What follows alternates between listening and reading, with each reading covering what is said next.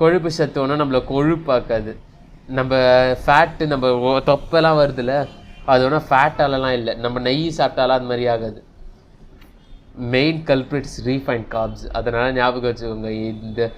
இதை நான் வந்து ஃபஸ்ட்டு தெரியாமல் அது வந்து ஃபேட்ஸ் தான் என்ன ஃபேட் ஆகுதுன்னு சொல்லிட்டு ஃபேட்ஸை கட் அவுட் பண்ணேன். அதுக்கான கான்சிக்வன்சஸ் நான் சஃபர் பண்ணேன். நல்லா அனுபவித்தேன். எனக்கு வந்து லோ டெஸ்டாஸ்டரோன் சிம்டம்ஸ் வர ஆரம்பிச்சுது. ஃபார் எக்ஸாம்பிள் லைட்டாக எரெக்டைல் டிஸ்ஃபங்க்ஷன் வந்தது எனக்கு லைட்டாக.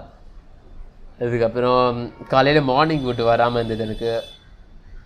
இதெல்லாம் தான் எனக்கு ப்ராப்ளமாக இருந்தது. அதுக்கப்புறம் தான் ஃபேட்டு, அதுக்கப்புறம் கேலரி ரிச் ஃபுட்ஸு, அதுக்கப்புறம் இந்த ஹோல் நேச்சுரல் ஃபுட்ஸு, அதெல்லாம் நம்ம நல்ல ஒரு பல்கில் சாப்பிட்றது எவ்வளோ முக்கியம் டெஸ்டாஸ்டரோனுக்குன்னு சொல்லிட்டு அப்போ தான் எனக்கு தெரிஞ்சுது.